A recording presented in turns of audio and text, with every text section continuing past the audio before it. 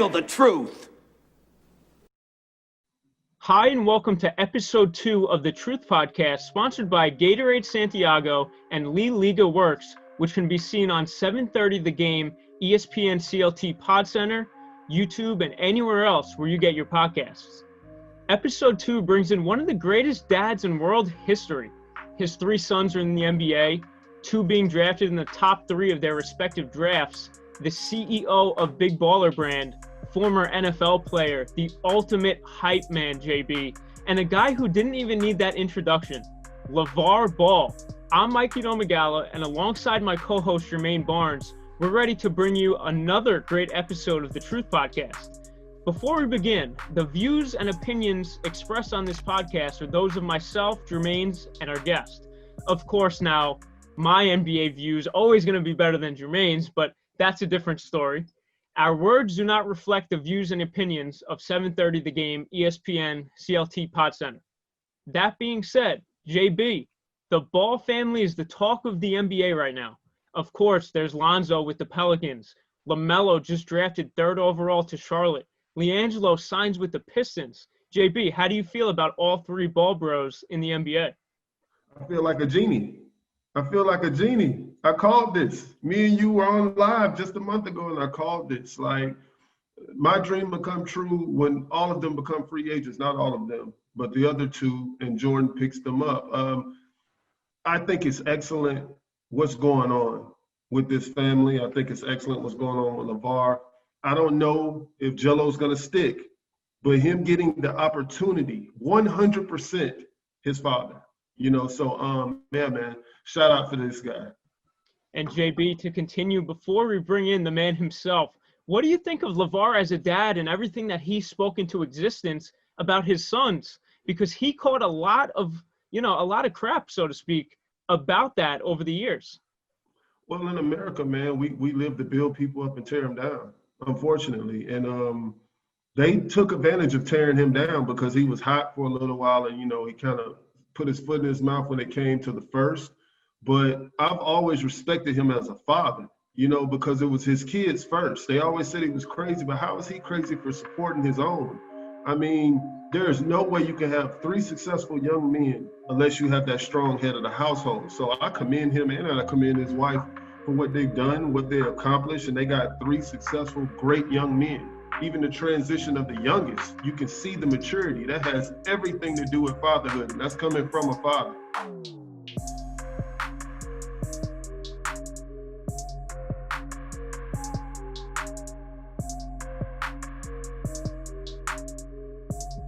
None other than the great LaVar Ball. LaVar, welcome to episode 2 of the Truth Podcast.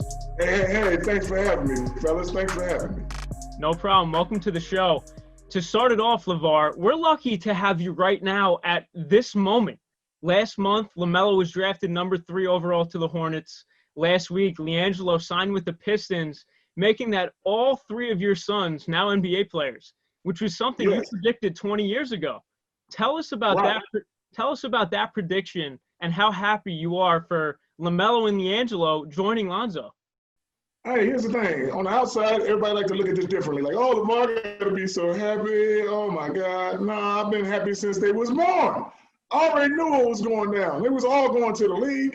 I mean, I'm telling them this since they've been babies. Somebody got to be better than Jordan. And I'm also telling them you born to go pro. So all them making it to the NBA was not like, oh man, I hope one of us make it. No. I already know I'm giving you the genes and I'm giving you the game to go with it. So with hard work and dedication and your work ethic that I'm going to give you from day one, you're going to be very good and you're going to make it to that. So like I said, just to sit back and not even reflect on people thinking like I need to sit back and go, God, that's awesome. On the outside, y'all thinking it's awesome, but I know I was expecting this. From me picking my wife and me working with my boys. I expect the best. No, I definitely want to jump in there and say something about this. A lot of things about our people, as far as being Black, like I tell them all the time, is passing down greatness. Other cultures are taught to be great, but our culture was pretty much polluted. We can be open about it.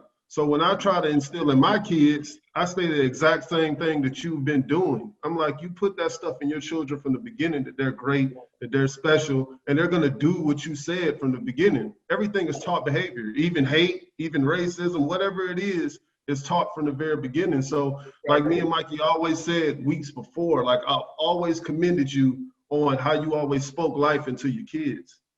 Right. See, that's the right idea right there. Like I said, like you said, with anything, man, it starts from the beginning when they're young. And what you put into them when they're young, guess what? If you tell a kid and they don't see much around them, and like I said, most of the time, the talent is going to come from the ghetto. So what we taught, we're not taught to stick together. We taught to be that one. That's how we get out. And that's how people say, oh, if I make you be a professional, hey, you're going to get us out of this situation that we're in. And that's one of the things I alleviated from my sons. I never said, hurry and go pro so you can take care of the family. That's a lot of pressure on a youngster. But for me to always be like, you know what, you're born to go pro. They're not playing for the money. They wasn't playing to say, oh, let's get your mom and dad out of poverty, which is most of the talented kids. You're not going to go to Chino Hills, Thousand Oaks, Beverly Hills to get no killers. What happened with my boys is, hey, I'm the father with a South Central mentality living in Chino Hills. So it allows you to have that meanness and that gripe to you without being in that situation. That's the perfect combination. And LaVar, I feel like over the past few days, and even since LaMelo got drafted, then with the news of LiAngelo, people are starting to give you your respect. You know, you talked about all this years ago, and people are like, nah, I'm not really with it. I don't know if the other two are going to be pros, but here you are, and you said I told you so to those people when it happens. How do you feel about people once bad-mouthing you and now being on your side? Well, here's the thing. I don't feel no different. You know, the people that were saying that stuff on Hangman, they didn't want that to happen, but they can't stop me from doing what I do. So I'm not going to have a different feeling about it. Like, I told you guys I'm the man. I already knew I was the man. That's why I wouldn't be where I'm at. So I don't need nobody that, you know, the people were telling me like, LaVar, these guys owe you your respect now and your flowers and all this. No, don't give me nothing. I don't want nothing from y'all. Because if you want to give me that stuff, you wasn't with me in the first place. Yeah, keep the same energy. Well, you know, so my boys get successful, be like, well, I really love that guy now. No, finish hating me like you was, and that's fine. And the people that did like me are still rolling with me, so I'm good. I don't need nothing. I'm good. I don't need no justification or nothing. Oh, I got to give you your props, though. I said some bad things. Hey, I remember the folks that said some bad things and some dumb things, and don't think I'm going to be like, okay, you guys said sorry, now I'm cool with you. Kiss my ass. Yeah, keep the same energy. I say the same thing. Keep the same energy. Well, let me ask you this, because I want to transition, and I'm gonna say it. I'm gonna say it openly. A lot of males, fathers in the African American community never get the credit as far as a family structure. It's always mama households, and I'm gonna say it openly. You see Draymond Green, his mama on TV. You see KD, they mama on TV. It's always, oh, the black mama, but they'll never show the strong fathers, the strong backbone. They don't show what you and Tina went through. I remember vaguely when you were when Zoe was in the NCAA tournament and mom got sick. The thing you said is the same thing I would have said to my child. Hey, that's my woman. Right. You go out there, take care of your business. That's my girl. I got this. We got this. Right. You go take care of business. I lost my father. My father was just like you. And I tell people I never cried, I never griped about continuing to carry the family, because he would have told me, boy, if you don't do what I would have did. Exactly. See, but they don't catch that on. They don't have that type of feeling. And it's a lot of black men that's like that. But we're not in front of that camera, or they're not in front of the camera for people to narrate. Because when you're in front of the camera, you get a narration of what the people behind the camera want to give you. Yeah, no doubt about it. When you have your own thing, a lot of times they can't paint that narrative, so it's hard. And like I said, that's when ownership comes into effect. You create your own narrative. Yeah, I've been that way since I was younger, man. So I completely get your mindset, you know. But I want to transition, because I really want to ask you a question. People really think you're super hands-on with the teams, and I always tell people, I'm like, the guy's super smart. Don't get television confused with his real business. So everybody's like, well, I wonder, is he talking to Jordan? You allow your boys to have the opportunity to be men, and then people don't see that. Right. So I really want to touch on that. I want to ask you, have you ever had communication with Mike, and how does the youngest feel just about being a part of that Jordan family now, because that comes with super pressure. You know, Mike never drafted well. You know, Kwame Brown, because I'm from Georgia. Kwame was a bust. Adam Morrison was a bust. All Mike's lottery picks never panned out. So that pressure of walking into that, I want to hear how you feel about, number one, Mike, and number two, your son being there with Mike. Well, here's the thing. My son ain't got no pressure because I told him what pressure is. Pressure ain't got nothing to do with playing no goddamn sports, making or missing a shot. That ain't got nothing to do with it. Pressure's a little different that I put in my boys' head from day one, which is bring your ass home and the lights is out and people tell you you can't stay here no more. That's pressure. And they say, well, where I'm going to go? I don't know, but you ain't going to go here. That's pressure. They never had to go to that. So that's what I'm making them understand, that sports is not no pressure. So they just want to go and play. But if I've been telling you, you got to be better than the greatest of all time, which is Mike, and all of a sudden you get to play for this guy. So guess what? You got questions to ask him that you know how he dealt with him, and you want to just live up to that expectation. A lot of guys don't have the expectation. I'll give you a story, man. One of the coaches in high school that the boys had, and he had this story about a guy who made a Duke team or whatever, and he was a great defensive slider and all this stuff. You know, my boys asked him, did he ever make it to the league? He said, no, my boys just turned off everything. It's like, dude, I don't want to hear about nobody working hard and being no dude. I'm not that type of player. I'm talking about superstars. Mike understands that, and this is the best for Melo. Coming in, the most popular guy, man, with the expectation of being the coldest one out there. So the expectation, he going to be like, it's going to be a little higher than some of these other people that just like, well, Melo's a rookie, he'll learn. Mike, like, I was a rookie, I learned. I hurt my foot and came back and showed him I can make the playoffs or whatever. So those are the stories that you want to have to say, yo, this stuff can be done.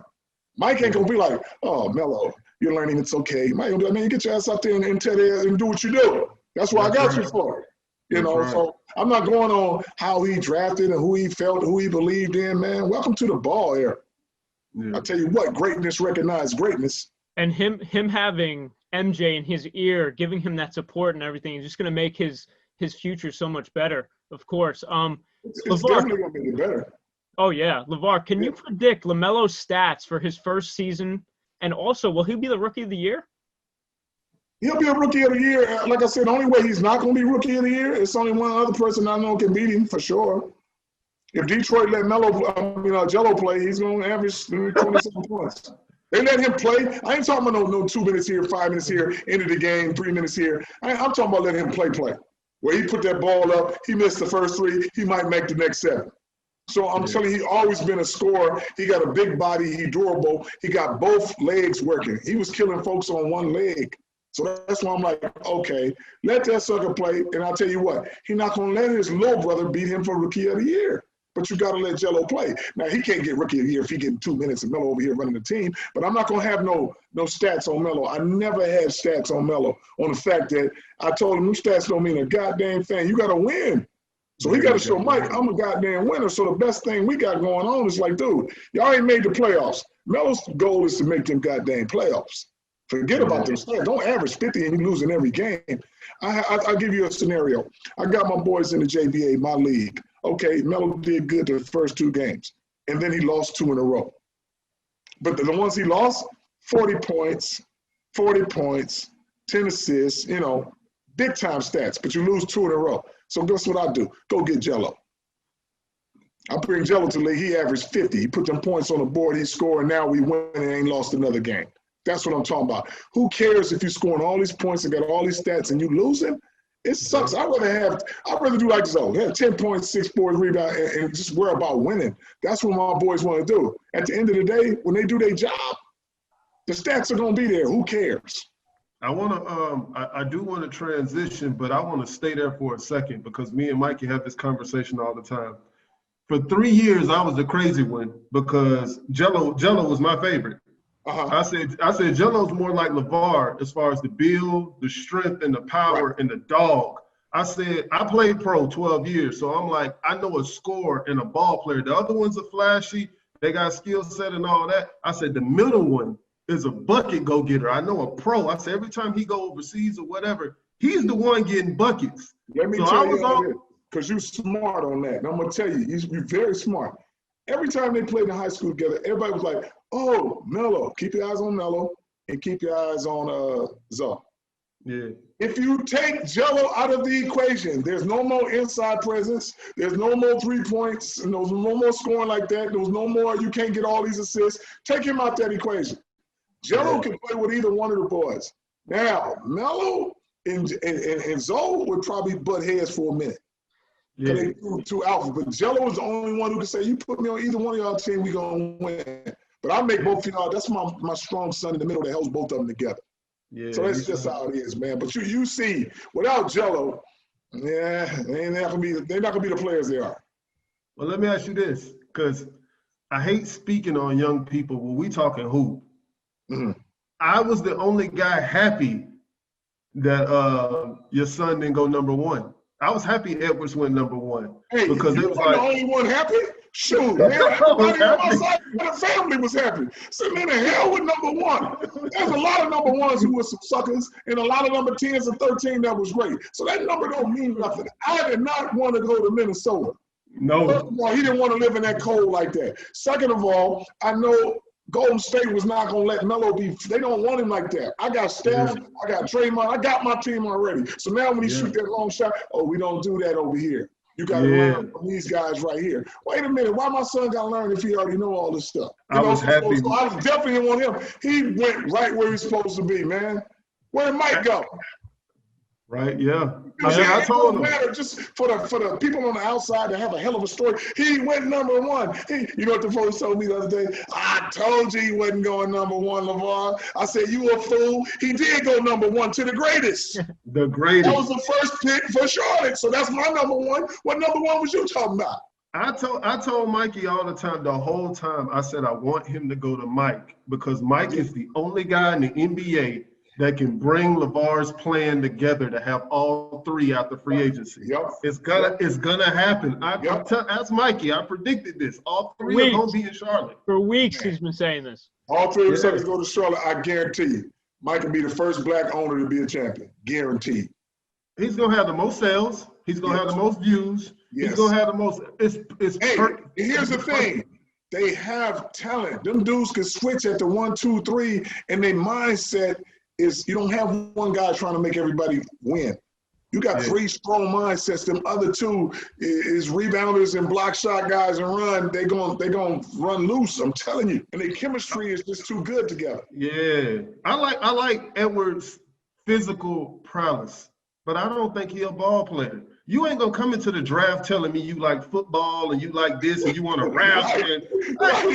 I'm not signing you, man. Like I want somebody that loved the game. Your son loved the game. And his maturity, man, his maturity from when he was in high school to where he is now, that's fatherhood. I tell him all the time, I don't want no kid talking about Dame, listen to me freestyle. Dame, like, you better go get in the gym and work on your shot. What you talking about?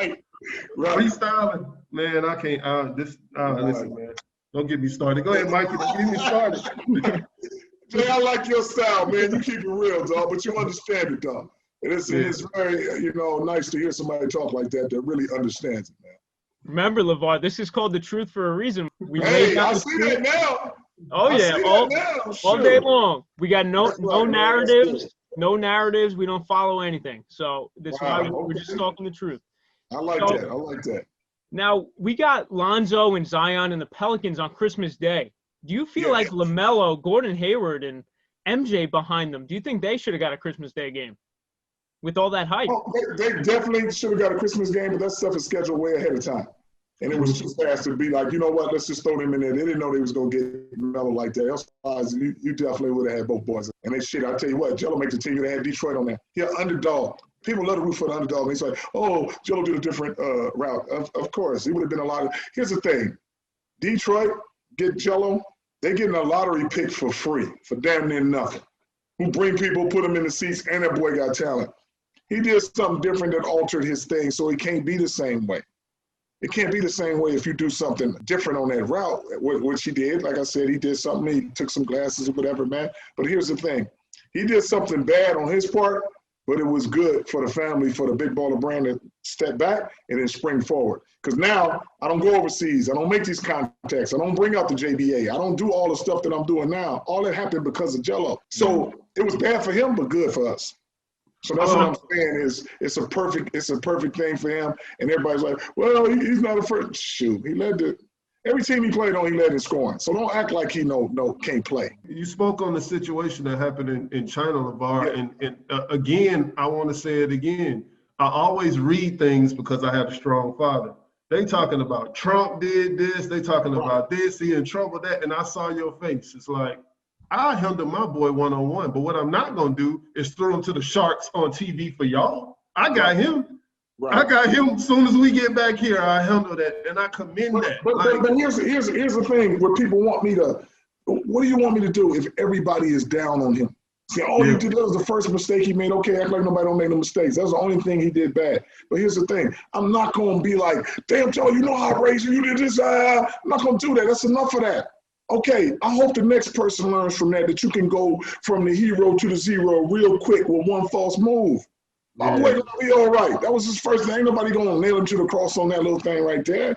But don't act like I'm not like condoning, like, oh man, he's supposed to do this. You're supposed to be mean to him and do all that. I'm not gonna do all that. He understands he did the wrong thing, but it's okay. I've never taught him to like, oh, go do this, go do that. It was a spur of the moment. I'm gonna tell you one thing that you'll never be able to do. You never know what's going on in somebody's head. When it's something bad or something good, he's bad. I didn't think he'd have never did that. Of course, you can tell me the weather, if it's going to be a tornado, but people can snap or do some stupid stuff. All of a sudden, you're just like, what possessed you to do that? And you never know, So I leave it at that, and people like to take it on a different thing, like, oh, LaVar don't care that his son stole. He didn't chastise him and did this. And no, I'm good. I'm not going to jump on my son. He's already got enough people on his head saying you did something wrong. And like I said, the boy ain't never been tardy, ain't never been late to class, ain't never gave me no trouble. That's the only bad thing he did. And everybody supposed to say, oh, you're never supposed to play basketball again? Come on. Yeah, no, man. I like him, man. He's poised too. I like his poise. But let me ask you this, because we'll stay on that too long. Right. Comparison with the youngest. I spoke and I said he reminds me of a mixture between, you gonna know what I mean by this, Chris Jackson and Jason Kidd. Not my move, Chris Jackson at LSU and Jason Kidd. That's how I feel he's a blend of that. What do you see him as in the NBA if you had to compare him to somebody? If I compare Melo to anybody, it's going to be the Penny Hardaway. I like that. Long, lanky frame, athletic, and pass that ball and do what he wants. That's about the only one. Jason Kidd's a little too short, not as athletic, and I don't think Chris Jackson, he's more of a shooter ball handler type guy. Now I don't think he's gonna really assist like that. Chris was a dog, and you know it, boy. Hey, like I said, you got your dogs and you got your gorillas. Go ahead, Mike. I ain't messing with this dude. And how about LiAngelo in Detroit? How do you feel about him being around Derrick Rose, the young kid, Killian Hayes, and some of those guys out there? I feel, man, like I said, I'm grateful for that. I feel good. I hope they do the right thing. Like I said, give that boy a shot, let him do what he do. But as far as being around, he don't care who he's around. That boy just want to play and show people, like, hey, this is what I do. And like I told him, I give you a little thing too. And the guy says to me, he says, LaVar, Jello's on the team, but he has a non-guaranteed contract.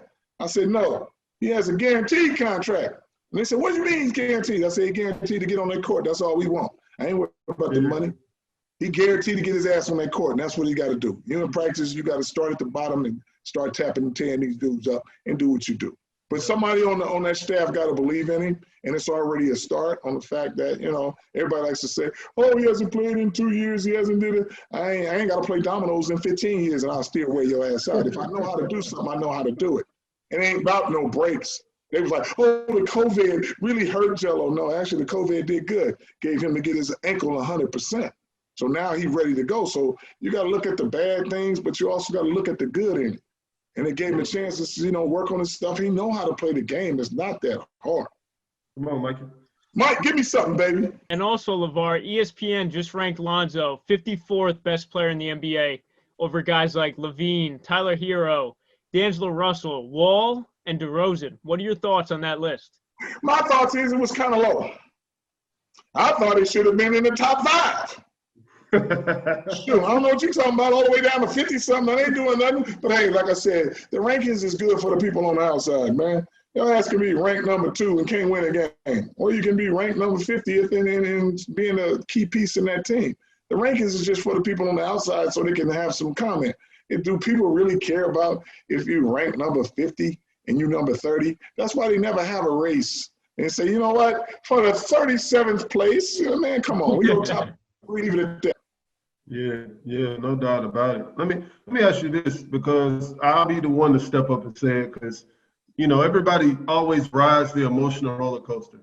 I don't like Zion Williams because he's fat. He won't commit to his fitness, and he helped the team win, and then they have to lose him, then get him back, then lose him again. How can you, as a point guard, carry your team when your most electrifying player won't stay on the court because he like to eat? I mean, what's your take on that with your son being such a creative? Hey, listen to this. That Zion always been a good eater and a hefty dude and playing the way he played. That's the negativity he gonna get. He a big country boy. Leave him alone. That boy can move, but you want to say, oh, he's too fat. He can't do this. The boy loves basketball and got a big body. He can't help it. His ass is that big and he can move like that. That's just him. So it ain't no negative, thing on him. But people like to create that narrative. Oh, he's out of shape. He needs to lose. He's jumping out the gym at 200, 290. Who cares? Let him go ahead and play and do his thing. And like I said, y'all talk about Lonzo being bad in the bubble. Yeah, when you hearing instructions coming from the top to tell you Lonzo was doing good. Why? Because Zion was playing a lot of the game. Zion didn't even feel like playing the bubble the way he was playing him 20 minutes. What are you saving him for? Why even make it to the bubble if you're not going to let that boy go 100 miles an hour? And that's one of those best pieces. And you say, oh, let's play that good. Well, you ain't gonna do that good if I take the best things away from you. Come on. I agree, but I will say this though, and me and you both understand this. When Charles went to Philly, Moses told him, "Boy, you can be special, but you gotta drop a little bit of that fat." I think Zion too big, man, and he lands too hard. He's not too big. Here's the thing: you could be big and play like that. Here it is. You just gotta let him play. He gonna play himself right where he's supposed to be. He run 100 miles an hour. So let him play, but you can't let him go in and out. He let it win. You got to let him win, though. But if you don't give him a chance, we got to take a few minutes off. We don't want to mess up our prized product. It's just like this. I'll give you a thing like this. People used to say, oh, shoot, you get 3 fouls in the first half, and they take you out. Oh, foul trouble. Mm-hmm. Shoot, now you spend all this time on the bench. You're out of the rhythm. I always told them this. You get 6 fouls. Let them get 6. Yeah. You got 3 fouls at the half and end up with 4 fouls. And you lose. Man, I'm going to ride you to the end. If you're going to foul out, that's on you. Be smart enough to do what you're supposed to do. That's why I be tripping when folks have 4 and 5 fouls. And we got to get him out of there. For what? Now he get in there for 1 minute. He foul out anyway. Might as well ride him as much minutes as you can. But they don't think like that. But it's okay. What improvements will we see from Lonzo this upcoming season alongside Zion? I could see them both taking the next step to be even greater. We saw Lonzo, LaVar, really up his three-point game. He averaged 12, 7, and 6, 38% from 3. I mean, that's a great mark. What else can we see from him? That's a great mark for people who can't play. But anyways, man, check this out. There's definitely he's going to do way better this time on the fact that at the top, who's ever going to be. Stan, now he want to play Zoe and Zion. He want to run them to death. So guess what? They're going to do better. Now, you take where the ball going to be at? Lonzo's hand. Okay, how'd you do that? You moved Drew out the way. So now I got to be in Lonzo's hand. So you telling me he can't do better now? And now he healthy the whole time and with the way he played so-called in the bubble? You don't think my son's going to be like, well, okay, y'all keep tripping. Yeah, everybody talking about getting the bag and all that. Lonzo ain't worried about no goddamn bag. He just want to play the game the way he plays it. The amount of time he plays. These other coaches giving him 20 and barely 30 minutes, and the game is 48 minutes, and taking him out at crucial times. And Stan like, oh, I'm going to see what Stan do. Like, hey, unleash that boy, let him go, let the team run, and let's do what we're going to do. Now you got Brandon, and you got some of those other pieces out the way that's going to allow them. I think with Gentry, it was a little more difficult on the fact that Before Lonzo got there, he liked Frank Jackson. He liked Drew Holiday. He liked Nick. So it's a lot of people in front that you got to give some minutes to show that you still believe in them. Where fan is going to be like, yo, you that guy. Show them what you're going to do, Zoe. Let's go. Now, Zion, don't think you coming out on no restriction. They said before the even preseason started, you ain't on no restrictions over with me, boy. I'm going to run you in the ground and watch how that thing goes. So I expect a lot of different success. I expect them to make the playoffs.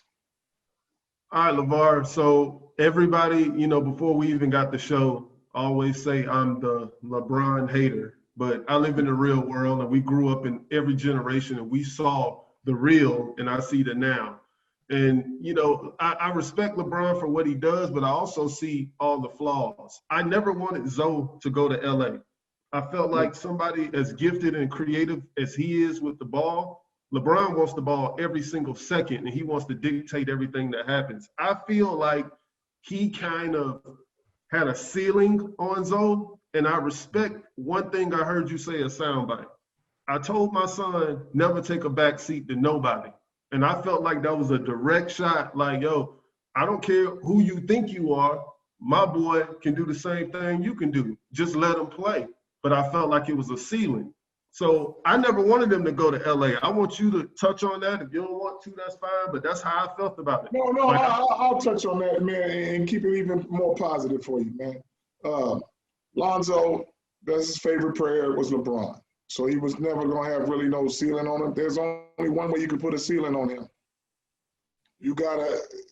Luke was a raggedy coach. The last time Lonzo and him played together, them suckers had a triple-double together. Who does that? But if you're playing them at different times and you got a different mindset, if Lonzo and him would have played the whole time together, shoot, they would have had fun because they both get rid of the ball. They both do the same things. And he's not going to hold the ball. He's going to catch lobs. He's going to throw lobs to Lonzo. They would have had a good chemistry. But he never allowed that chemistry with that going in and out and already saying, LeBron's that guy. LeBron know how to play the game the right way.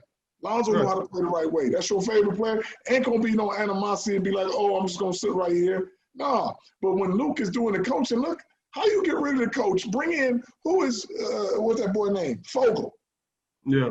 The new coach. Yeah, he's awful. Hey, this is his first year coming in there, right? Yeah, he's awful. Man, let me tell you, me and you could have came in there and coached that team when you got 80 and him. Hey, let them go and do what they do. They're going to win a championship. That was the only thing. LeBron wasn't playing like, oh, he's old, we're going to rest him this game and this and that. Man, you and AD, anybody can coach that game. Come on. Yeah, change the coach and now you're the championship. Was it that drastic? No. Like I said, it's in the coaching. These coaches sometimes got to back the hell up and let these players go ahead and do what they do. It ain't that serious where you got these X's and O's. You can have the best X's and O's and the best game plan. If you ain't got no players, guess what? That don't work. Yeah, it don't work. So, hey, people get mad sometimes, man, but it's all right. I know a raggedy coach when I see one. Don't get mad at me because my talent is good at knowing if you can coach or not. And in the 2020-21 season, all the boys are on their teams. Tell me what the Pelicans are going to do, the Hornets, the Pistons, where they're going to be. Are they going to be in the playoffs? The Pelicans is going to be in the playoffs. Charlotte is going to be in the playoffs. They in the East. You can squeak in the East. Hey, all you got to do is win 35 games. That's the destination. You get you up in the playoffs. You're only playing 72 games. And Detroit got a chance if they let them dudes loose and run. They got a strong team. What I mean by that, they got some pieces over there. The Stewart guy, he can rebound. You got Plumlee, he's a rebounder. You got a nice, D Rose, the veteran, strong at the point guard spot still. And like I said, with Jello, boy's a shooter, man. He put them points on the board. If they allow him to do what he does, like he plays for me, and they have their confidence in him, they'll be a very good team, and they can squeeze into the playoffs. Yeah. But it's all on the move that they make with Jello. I know people like to say, well, why does LaVar keep – I've seen the other players. I've seen their team. I know what they can do. I see it. But I know you need that – you always need that designated shooter, man. You got to have that dude who can put that ball in the hole. And Jello's just not a shooter. He's a scorer. He's throwing that ball early, and that's why I told him if he get with any of his brothers, which is going to happen, don't act like he's like 20. He just turned 22. Ain't like he's 26 and trying to make it to me. They don't get how young my boys are. I was 23, 22, and goddamn 4 years ago by Jello only going to be 26. Lonzo going to be 27. This is 4 years going by, and that'll be 4 years in the league. Man, you know how they'll play together, man, as veterans being in the NBA, all that time. Come on, man. Mike, go ahead and knock them boys out, man. Let's go run this thing up. I mean, you called it, though. You said you didn't care where it was, but Right. them three going to be together. And I love it that it's in a small market because I'm from the South. I love it that it's in that market. It's almost perfect. But when you got to deal with the doubters, the way I see it, it's like Curry, because Curry is a superstar. But his brother quietly built his niche. And now everybody needs him. So when the Sixers got him, I was like, man, that's a steal. Because that boy played his way into the league. Now, I mean, he shooting 47%, Mike, from the three last year? 47%, one of the greatest seasons in NBA history from that percentage. Right. He worked for it. He worked for it. And that's where I see Jello. You know what? All these guys work for it. It's just like I said, I tell anybody, man, to be successful, you got to have a passion to do something. And you got to have one person. If you get more, that's even better. You got to have one person believing. If that one person believes in you and let you do what you do, the sky's the limit, man. And what I mean by that is, I have to go back a little bit. You guys are young, but Pat Riley came out of the booth like you guys, narrating and stuff. Like, he was in the booth talking about a game. He become one of the best coaches because we run in Showtime. You know what he did? You know, next thing, you got to go. Magic, go ahead and do what you do. Let me slick my hair back, put on my face suits, and I'm good. But go on, do what you do. And that's how I show you how easy the coaching is. I'm going to go with Phil. You know what he had? The Zen. That's what they call it, the Zen, right? Where you just sit back and let them figure it out. Hey, that's what the narrative is. You ain't got to do nothing. You got Mike and Scottie Pippen. Just sit back and let them do what they're going to do. And act like you're coaching. It's okay. Yeah, you're right. So a lot of people get stuck on that coaching thing, man. But if they believe in these players and let them do what they do, oh, boy, their belief is something else. Why do you think Draymond Green and Clay and Steph is good? That's because Mark Jackson was already promoted the best shooters. And, you know, I don't know what he did, but he said something wrong or whatever. And, hey, you're going to do that. And now these guys come in and steal your glory, so-called glory. But you're the one who installed that. Ain't nobody going to play Draymond Green at the 4 or the 5. Nobody. He's a G League player, man. Yeah, I never thought people got to give him that confidence. Now look where he at. Yep. Steph came in, ankle problems, can't shoot, little, this and that. Man, I got the best 1 and 2 guard in the game, best shooters ever. And they start believing that and doing that now. Look what it turned into. And that like is so true. That happens to be with anything, man. If they believe in you, they're going to let you go and do your thing. And that's what it's going to take. Otherwise, you could be the best player in the world. But if nobody don't believe in you and it's got you in the back, it's hard to be successful. Mikey, I don't want to cut you off. I hope you don't mind. I want to step in on this one. Yeah, go ahead. This one touches to the heart, LaVar, because I played in 18 countries, and ever since I was a kid, I was always about my own.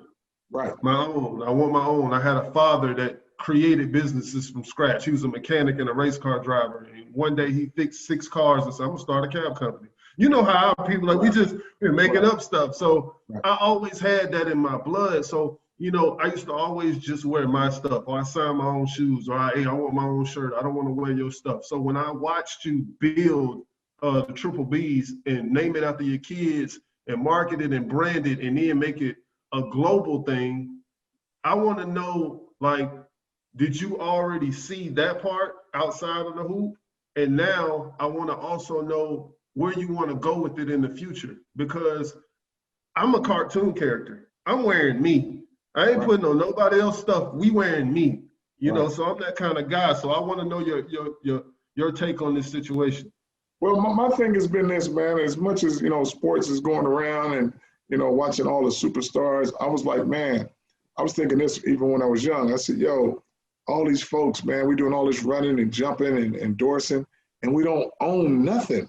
Mm-hmm. I'm like, man, we're going to come in the league. Let me start y'all with some new stuff, the new era, man, the new breed. We don't come in with our own brand. That's why people be like, you know, the odds of your boys doing this. I say, I ain't worried about no odds. You know, the odds of coming in at this NBA with all this with your own brand. Nobody ever done that. So now folks are seeing that, and they ask me, where you want to go with this, LaVar? Well, I'll tell you where I'm going, to be the biggest brand ever. And people like to chuckle and laugh at that stuff. And here it is, 3 years and went by 4 years, and we still talking about big baller brand. So, hey, whether I'm first or last, I'm still in the race. A lot of people are going to do that. And here's what I'm not going to do. Now that you come and give me $500-700 million and say, LaVar, thank you. And I'm supposed to, a lot of people in our race that have something going like that, they sell that money up front thinking it's something, and it's really nothing. What they do is buy it to put it on the shelf, get it out the way. They don't want this big baller brand thing to work. But why? Because it's very dangerous. Where these young folks are starting knowing their self-worth and say, you know what, I want my own thing. I'll tell you somebody who opened up their eyes a little bit not too long ago, a few days. I seen something that I'm like, Curry. He didn't produce Under Armour. He was talking about, I got the Curry brand, a little late, but I think you getting it. And when some of these kids are saying, you know what, we can have our own. That's why Lonzo was the youngest to come in with a signature shoe. And then Jello, younger than him, not even in the league with a signature shoe. And Melo, the youngest ever in high school. So that made people say, why Giannis and these other guys got to make the All-Star game, be in the league for 8 to 10 years, make it to the playoffs before they get a signature shoe? And some of these players got that lid on their head. You crying for an endorsement deal to make a shoe. You have so much money, you can make your own damn shoe. Go do it. Make your own shoe. Forget about that. You know, but I hope Nike signed me. I hope Adidas signed me. Man, forget all that hoping. It ain't nothing but some rubber, some stitching, and some glue. Go make your own damn shoe and sell it in your own neighborhood. At least it's yours, you own it. As the kids were growing up and they were, playing in the outside hoop and whatnot, did you see something from one of them when they were like little kids and you were like, holy crap, this kid's got my body, my athleticism, your wife's very athletic? When did you know that they were really going to be the real deal? When they came out the womb. Like I said, man, I don't produce nothing but superstars, man. Shit, ball stars. That's what I call them. Shoot, when they come out, man, oh, Lord, that's the baddest boy on 2 feet. I'm trying to let you know. Ball and then stars. I have another one to show you that I ain't no flunk. I can't do it one time. I ain't no one-hitter quitter. I'll give it to you 2-3 more times. Let's go. And also, LaVar, I heard you talk about Michael Jordan's sons, that they were never anything, and that your kids were something because the talent was just oozing out of you. I want to hear you talk more about that. That show you how good I was, man. I ain't had to be notarized like that, man. But boy, I could play this game. Any sports, man, I was good at it. That's why. But they never had to, people say, "Oh man, you're not like your dad. You're not as good as your dad." And they never had to put up with that. And I was the coldest athlete around. But see, when you put that on Jordan's kids or anybody that's superstars, man, you're gonna put that on their kids. They expect Shaq kids to be as strong as him. They expect LeBron kids to be, you got to be like your dad. You don't have the same mentality. You try, but if you got all the money in the world and you're coming out of nice areas, I don't think you had the same mindset as your dad had, as LeBron, to do that. I'm not saying that they don't have that. I mean, you could get it, but it's very hard for superstar athletes. Like, look at Kobe's dad. He wasn't all that. He didn't have nothing to really stick up to, but now he's balling out of control. I don't know nobody who was balling out of control and their sons come out, from Pat Ewing to anybody. They son, Kareem's son, anybody that's superstar, they kids. I mean, sometimes you don't know where that fine line is where you say, I want them to live up to this expectation, or you, as a father, as you finish your career, you be like, well, I don't want to put too much pressure on them. But no, you kind of need to kind of force feed that. And it's kind of hard for these youngsters nowadays. My boys are so good on the fact that from day one, and I'm going to give you guys a scenario so you can kind of understand it. From day one, I'm training my boys to be competitive and be strong, and I'll put this time in training them. Okay, I didn't have a 15-year career in basketball or football to say, yo, now my kid's 12 years old, let me start training you. Oh, he's 8 years old, let me start training you. What happened to them first 8 years? You can't just jump in now. You let 8 years go by, now you don't have nothing else to do, and he's looking at it like, oh, I'm trying to make my kid good. As opposed to me going all the way from day one, all the way through. These fools, was, like I said, they was potty trained by 10 months. They was walking at 8 months. So I'm doing a lot of special stuff with my boys. They can catch over the shoulder at 1.5 years. Because I spend a lot of time with them. Because I know these things. Even dunking at age 3, right? Hey, dunking at age 3 on a little court. And what was I hyping him up? Cock it behind your head, son. Knock him down. Boom, boom. So they having fun just entertaining me. Because, hey, at the end of the day, what is this basketball, man? Ain't nothing but entertainment. That's all it is, and that's where people get stuck. Oh, LaVar's taking all the shine from his son. Well, if you like comedy and some crazy stuff, look at me. But if you like the game, look at my son. I'm not telling you who to look at. Yeah. But I'm not like, oh, I'm bigger than my sons. I'm better than my son. You know, I'm going to look at who you want to look at. It's okay. But like I said, at the end of the day, hey, go catch a good game. That's all it is entertainment. Well said. Well said. And LaVar, it is now time. We got something for you that you're going to really like. Welcome to our segment, Truth for Truth, where we put you on the spot about topics from, you know, your life, your kids' careers, and more. Okay. LaVar, do you solemnly swear that you will tell the truth and nothing but the truth in this segment? Most definitely. I always tell the truth. I don't just say it in the segment. I say it all the time, as you can tell. You can't handle the truth. Okay, so I'm gonna start it off because we already know where I stand. You got 3 boys. Who's the best? Not NBA, not nothing. Pound for pound, if they went at it, who's the best ball? You talking about one-on-one? Period. Hey, if it's one-on-one, Jello, they can't stop it. He's too strong. Right. Okay, now 5-on-5, Lonzo, he the oldest. Right. So he got that mind game. He can say some stuff to Melo that make him go crazy. He's still a little brother. Good answer. Good answer. Okay. Number 2, my prediction. All 3 boys are going to be in Charlotte together at some point. Yes. You truthful on that. I see it's lined up for that. It's lined up for it. Yeah. And third, Mike, you get one. LaVar, you're going to love this one. Mike Tyson versus Roy Jones brought in $80 million in pay-per-view sales. LaVar Ball versus Michael Jordan in a one-on-one. Who wins and how much money would that generate? $200 million, I'll win easy. And how? How would you win easy? He's 57. Have you ever seen somebody 57?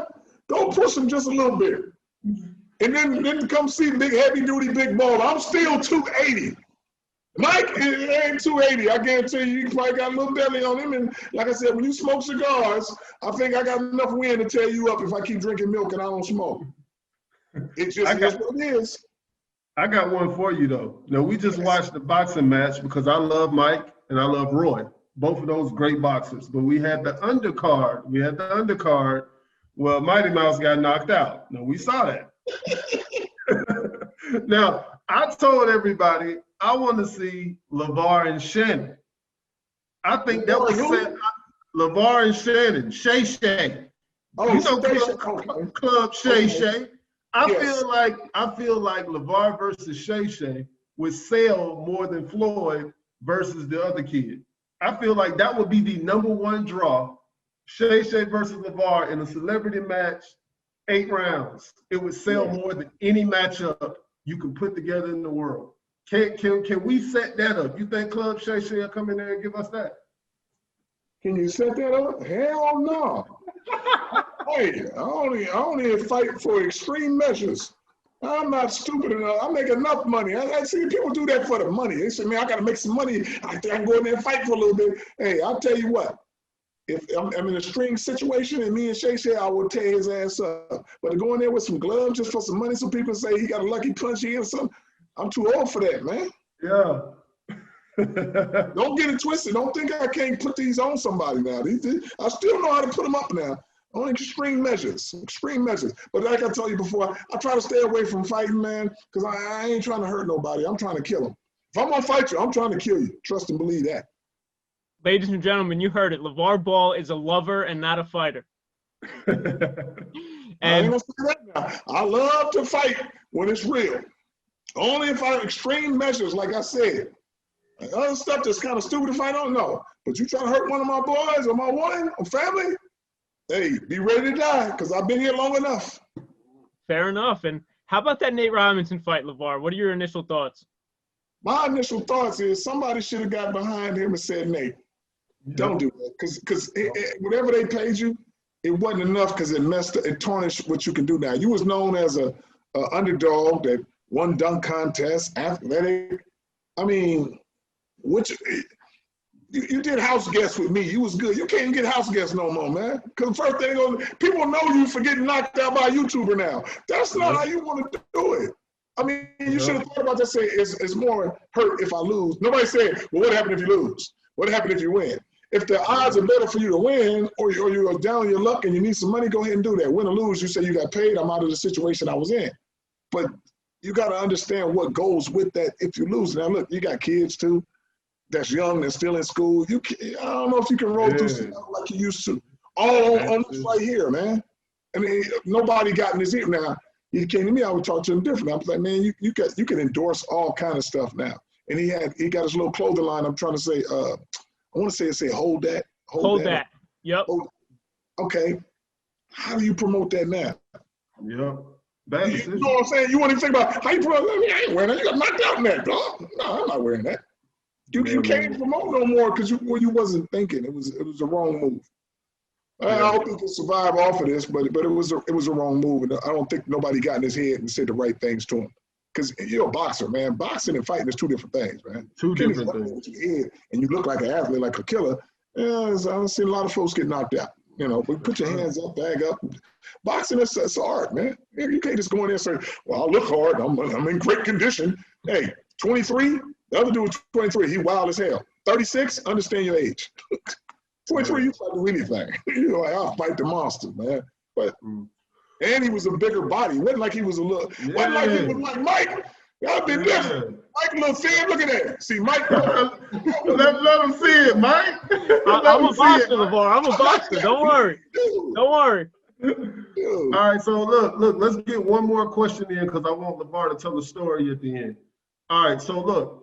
This is my personal opinion. Me and Mike spoke on this. I love the Kobe Bryant and Gigi relationship, rest their soul. And I felt like they were the future of women's basketball. You had 3 boys with your wife, and as great and athletic as y'all were genetically, if you had a daughter, what would be her name and would she be in the WNBA? If I had a daughter, her name would be my name and Tina's name. Tina?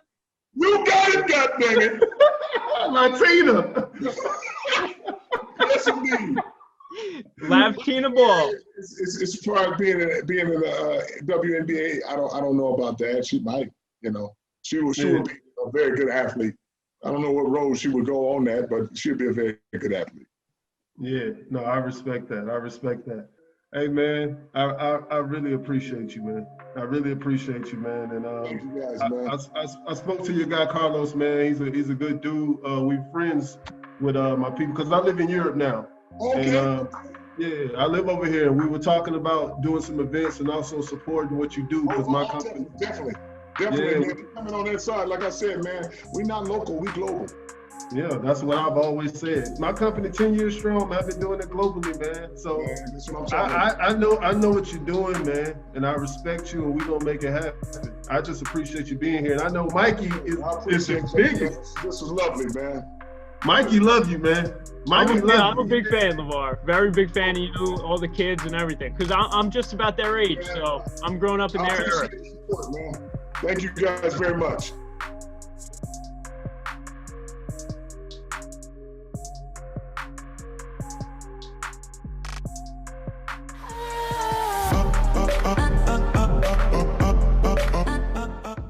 I hope everybody enjoyed episode 2 of the Truth Podcast. Thank you, LaVar Ball, for coming on to the show. But now it's tune time. Story time with the Juice. And today I have a great tale for you. You will never guess Juice gets himself into. JB, stop. Don't nobody want to hear your story. Now, let the big baller give you one of these stories right here, man. I'll tell you what. This is one of the funniest stories ever, man. We're in a basketball tournament, me and my family. We coming up in there strong. And the team was a 8th grade team, and we only Lonzo's in the 3rd grade, Jello's in the 2nd grade, Melo's kindergarten.